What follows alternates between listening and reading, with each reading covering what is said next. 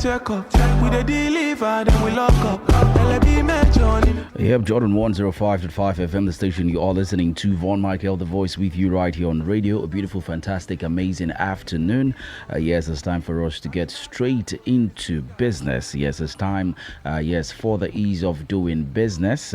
Yes, the part where we get to focus on engineering in the country. Yes, today happens to be Wednesday, and yes, we'll be speaking with engineer BOSEDE OYEKUNLE FNSE. That's the APWEN Lagos chapter. The chairman of that very chapter. Hello, good afternoon to you, ma'am. Good afternoon.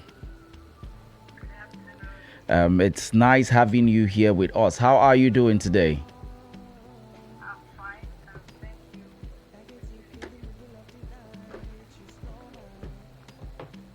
Okay, I would definitely try to reconnect with her right here on the switch. Yes, it's engineering, the ease of doing business, where we get to focus on the engineering sector in the country at this very moment. It's a sector filled with so many opportunity, a sector filled with so many goodness. And yes, we'll try to connect with engineer BOSEDE OYEKUNLE once again. Hello, ma'am. Can you hear me? Yes, I can hear you. Good. I think the network is playing password or not. Good to have you back here. Welcome to the show, ma'am. Let's talk about you. Let us get to meet you. What was the struggle like before you attained this very point as a lady in the field of engineering? Okay, thank you very much. I'll foremost say that I'm grateful for being a role model in my father, who happens to be an electrical engineer. Okay. At a point, I was just a typical brilliant or enthusiastic girl until I had a turning point when I was with my dad, and there was this woman that came around and was asking them questions in his office. I think I was in JS2 then. Okay. That should be probably 1993 or 92, early 90s. Okay. And then when she left, I asked my dad, who is this woman? He said, oh, she's a person, she's an engineer. I said, okay, I want to be like her. So whatever engineering she was doing, I wasn't so sure about it, but I just loved the fact that she was able to talk to the men, and they were able to stand up and then get something done. Okay. And that was the turning point for me. And from then, I went to the school, and I was also able to make up and have the capacity to meet up with the requirements of the basis of becoming an engineer, which is doing science-oriented subjects. There's one thing for me to like to be like a woman, and then there's also the privilege and grace of God to be intelligent enough to take up physics, chemistry, biology, mathematics, and then pass them excellently in my secondary school, and then proceeded to University of Ibadan, where I studied electrical electronics engineering. Wow, what an amazing journey. Good to have you here, and good to be able to speak with you at this very time. Now let's talk about the obstacles, the obstacles and the challenges you faced during your time of attaining all of this, because according to what I have on your profile here right at this very moment, you currently function as the project team lead, instrumentation and control with Wally, that's Belgium, where you combine your technical leadership and management skills. What were the basic challenges you faced while getting to this very journey? Okay, so I'll say that there isn't any role or profession, even if you're a junior level or a senior level or management level, without its obstacles. So foremost, I would like to say that these challenges apparently became a stepping stone to where I am. Okay. It's no news that engineering is a male-dominated industry. Typically, in my team, before now, I'm the only woman in that team of lots of men. I'm talking about the team that has over 50-something men. And then it's that the ratio is always that singular digit across all locations that have functioned. So one, the challenge of you being the only woman or less woman being an engineer in a team. Okay. But then your ability to turn that challenge into an opportunity by being with the men when they're doing what they're doing. I'll give you a typical example. When we go to sites, let me say offshore or onshore, that's the client's location. And then during the day, we do our work. Typically on site, your day starts at 6:30 a.m. And then you get all things done. You get all things done till probably 3:30, 4 o'clock when you close. And then you all go to your condos at the site or where you are supposed to be sleeping or stay. Okay. And in the evening, typically a woman would just coil up on her bed or on her desk trying to review the activity for the day. Okay. But in the evening, you see the men step out and go to the recreation area at the facility. There they get their next day started. And that's where some of the challenges I see that as a woman, okay, you won't want to be out there. You just want to do your work and get it done and then wait for the next day. So that's one. A woman would want to go back to her family after the close of business. But beyond that, we need to do more. Also, the challenges of gender. No matter how tough or thick you are as a person in terms of build, the challenge of composition as a woman would always be there. The monthly cycle for a woman would also be there. When it comes with its pain, and you may not be able to run at your as the male. Yes, as a male. But then, like I say that I see them as challenges. But beyond that, we've found a way around overcoming them, such that there are stories we use in training the young ones coming after us. Okay, wow, that's quite fantastic, quite amazing. Now, looking at project awarding, I mean, I constantly ask this question at this very time. Looking at projects awarding and rewarding to Nigerian engineers, do you think the government is doing enough to encourage engineers in Nigeria at this very moment? I'll start with the strength that Nigeria has given us. Because in your strength, you are also able to use it to work on your weakness. Yes. So Nigeria, as a government, supporting societies such as Nigerian Society of Engineers, supporting Council of Regulation of Engineering in Nigeria, supporting organizations such as the Association of Professional Women Engineers of Nigeria, is something we should applaud the government. Because when you have such bodies, if we're unable to penetrate into the government, if even as an individual, for those people working with the government, federal, state, or local government, if they don't have the right permission to function in all these societies, and then to also contribute their inputs, put in their inputs or impact outside the technical core expertise, you and I would agree that we would still have a long way to go. Are we there yet? No. But Nigeria as a country, different states, I can speak for Lagos State because I practice, basically, or started my practice in Lagos State. They showcase that they are there to support us. Is that enough? No. We are coming back like Oliver Twist asking for more support. Training, there are some trainings in the global world that we are not yet exposed to. So funding for trainings would help make our engineers competitive at the global platform. Opportunities to make the policies that we present to the government, innovations, proposals that we present to the government, opportunity to be part of the execution team is also one of the things we're advocating for as engineers. It's one thing for you to put together a proposal, it's another thing to be part of the execution team. You can know it better than the originator of the concept. Very true. And that's one thing that is still lacking, that we need the government to make us to be part of this. Like I tell people that sometimes, so here is the but side of it.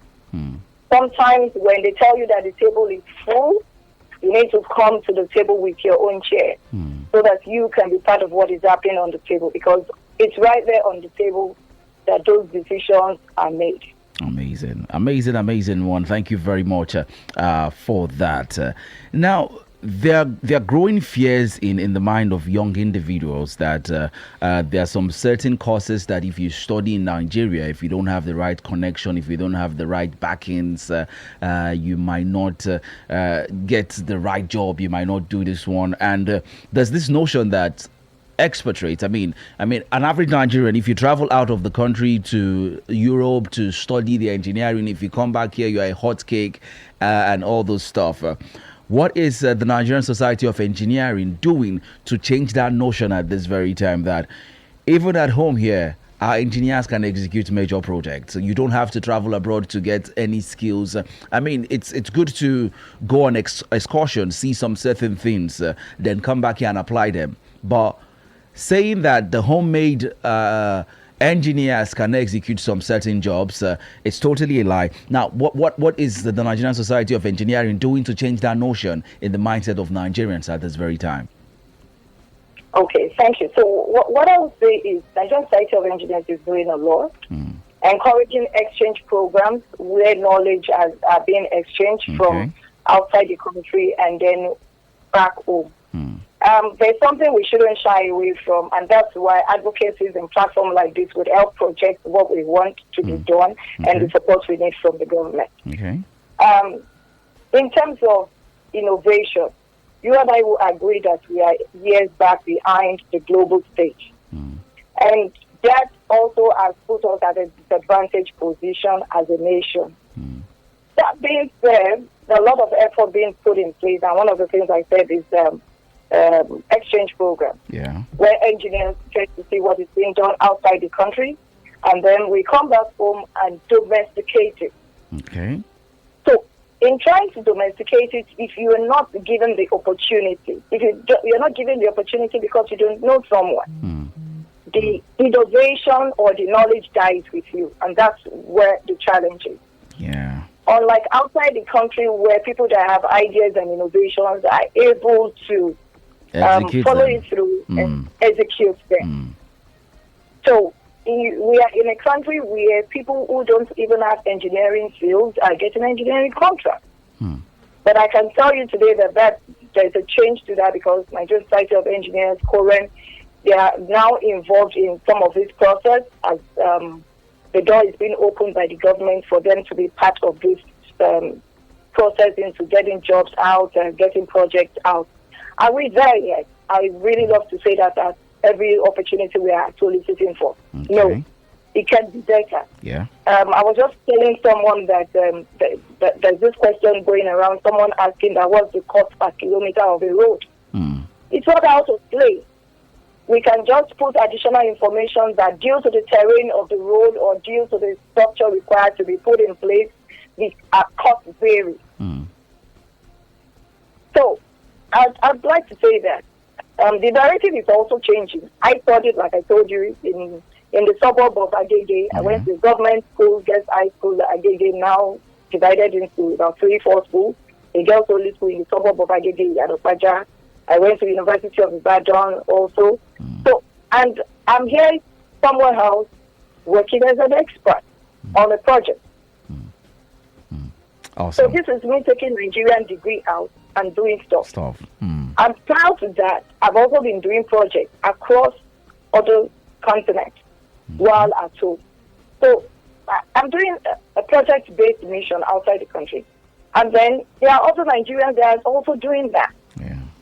So one of the things that would make you see more Nigerians do well is when you have the room to function. When you have the competency, you have the capacity, nobody wants to care who you are. Nobody cares who you know. So those are some of the things narrative that needs to be changed for us to see the change in engineering that we desire. I'll encourage anyone studying engineering back home in Nigeria. Put your best foot forward. Do your best. The door will definitely open.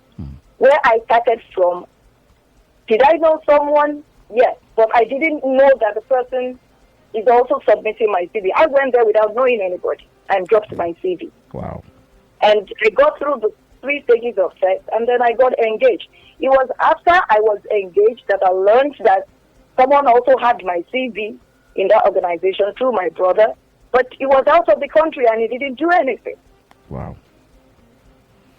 So we should move away from the fact that it's because I don't know this. We should move away from giving excuses into seeing the best in what we do and how best we can make what we want happen. Nobody's going to do it for us. We have to come up front and do it ourselves. Even as an engineer, I challenge, like I was telling engineer Nemo, that when we look at competency evaluation in engineering projects, how well are we doing? When we finish a project, do we do a feedback? Do we do a lesson learned to know what went wrong? What did we do well? And then we implement it in the next project. If we're doing that, then our expertise will be seen. It will be documented. It will be seen. Yeah. How many people are doing that? Wow, what an insightful one. Thank you very, very much for, giving us those insights at this very time. Before I let you go, one final question. Do you think it's time for schools to start engaging their students in hands-on practical? Like the Coastal Highway, the projects ongoing, some of the projects that are ongoing. Do you think it's time for schools to take these engineers out there to get hands-on knowledge? Start from there to start preparing them for the future. I would say practical, yes, with capital letter if I'm allowed to write them. The National Body of Association of Professional Women Engineers of Nigeria just finished a session just few weeks, last week, where we had a session with teachers, STEM teachers, that's science-oriented teachers, and over 150 students in District 1 of Agege, of Lagos State, where they were trained hands-on using home materials to learn hands-on basic principles in engineering. They saw how the electricity is generated with solar, and they were putting the items together by themselves with simple instructions. And their teachers were also trained so that when they get back to school, they can train others that were not part of the program. Wow. I would also say that just on this Monday, myself and a couple of my team, we went to a secondary school, Yaba Tech Secondary School, to showcase a lady who finished from that school. She's over 40 years old, who is a mechanical engineer, to show them that this is a STEM legion. Legion are not those you just see in movies that you don't know you can touch. You can feel to tell you that you can study engineering and become someone better. Wow. So this advocacy, we need to take it down to the roots, catch them young so that we can start preparing them for innovative ideas from childhood. What you see stays longer with you than what you hear. And that's the approach we're doing with the young girls now as APWEN. And if a lot of people are coming together to do that, I'm sure that the cluster of people doing this advocacy would produce in geometrical progression the results we want to see. Wow. So practical, yes. And it can easily be done now with homemade materials, showing them the basic principles of engineering. Wow. Awesome. Thank you so much for your time. Thank you for talking to us, ma'am. Thank you for connecting with us. One final word for the girl child out there struggling to find her feet, struggling to, embrace who she is at this very moment. For the girl out there, I would say that your voice is yours. Choose to lead with it. Make the best out of it. Awesome. Thank you so much, ma'am. I do have yourself a wonderful, wonderful day ahead. And you too. Thank you.